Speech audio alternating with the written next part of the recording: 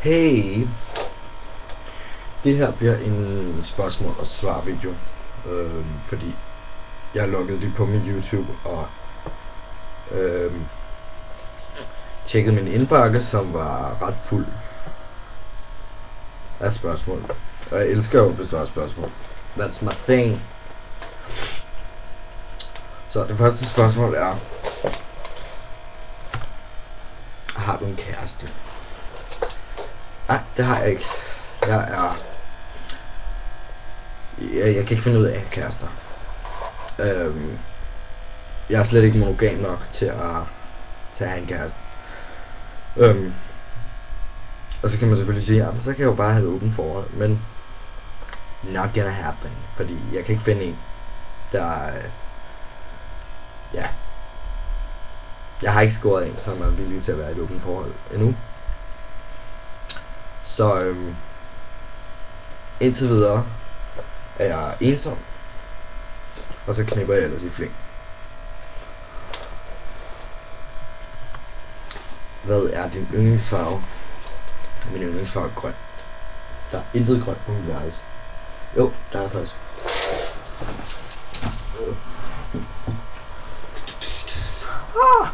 Men det er så også det eneste.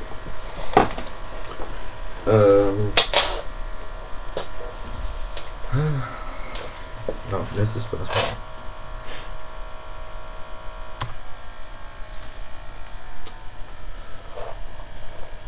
Det er lidt underligt spørgsmål, fordi svaret er ret åbenlyst. Hvad er din tøjstil? Altså, nu går jeg ikke i butterfly til daglig.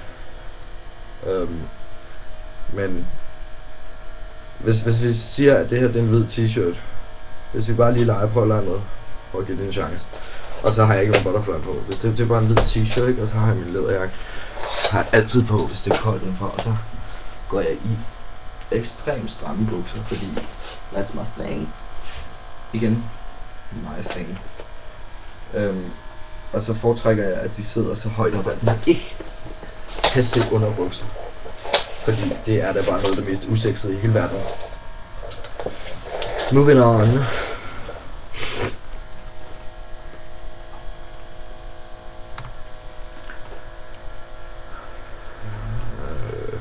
Hvor fanden var det? Okay, det her spørgsmål, det har jeg fået et utal af gange.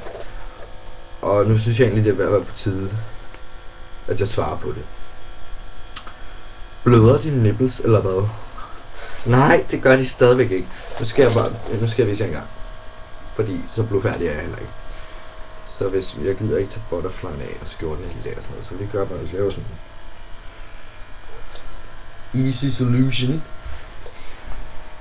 Easy solution.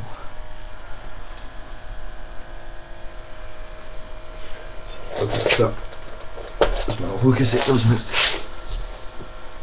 Det kan man så ikke.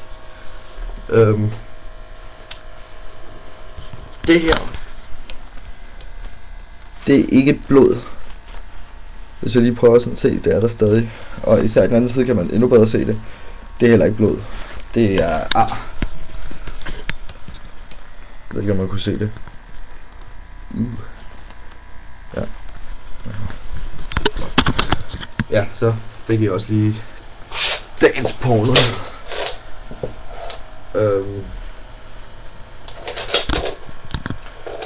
Det er ar.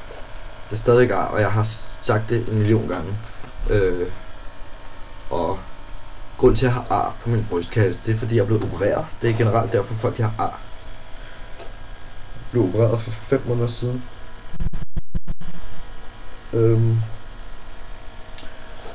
Og grunden til at jeg blev opereret, det var at jeg sådan havde noget på min overkrop, som ikke skulle være der. Og så undergik jeg plastikkirurgi, sådan så jeg kunne komme til at se fantastisk ud igen. Så det er derfor jeg har ar. Meget smart på den måde. Ja, det er fordi jeg blev opereret, at jeg har ar. Det blev meget langt svar det her. Det kunne være, jeg skulle tage 5 spørgsmål mere.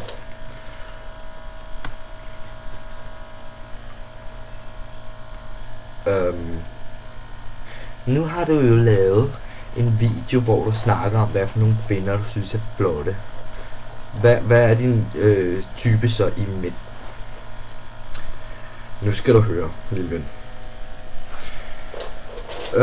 Min type i mænd, det var den skøn formulering.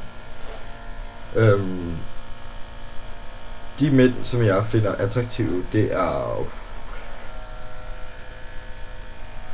mænd, der er ældre end mig. De må gerne være omkring 40'erne. Omkring. Og så skal de egentlig ikke nødvendigvis se ud på nogen bestemt måde. Skal jeg vise jer, hvem jeg har i kikkerten lige for tiden. Hvis vi lige skal blive helt dårlig grafik, forfærdelig kvalitetagtige.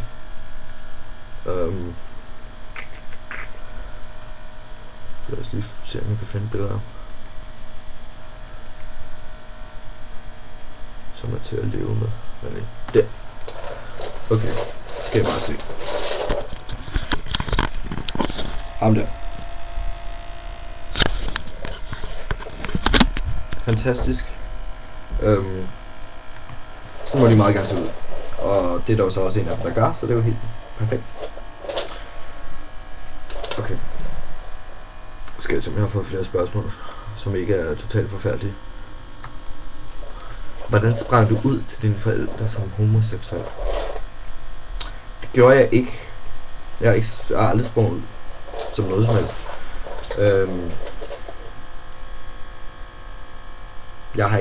Jeg har ikke en dag bedt dem om at sætte sig ved spisebordet og satte mig ned selv og kiggede dem dybt i øjnene og sagde, mor og far, jeg er bøsse.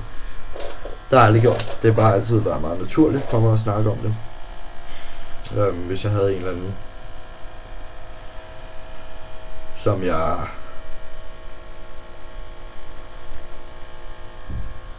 havde et eller andet i gang med, så fortalte jeg dem det. Og på et eller andet tidspunkt begyndte jeg at blive mænd, fordi jeg havde fundet af, at jeg var til mænd. Og så fortalte jeg dem det, og så sagde de, nå, okay, vi spiser om 5 minutter. Så, ja. Jeg tror ikke, der er flere spørgsmål. Og jeg beklager, at den her video, den blev sådan ret sløset. Men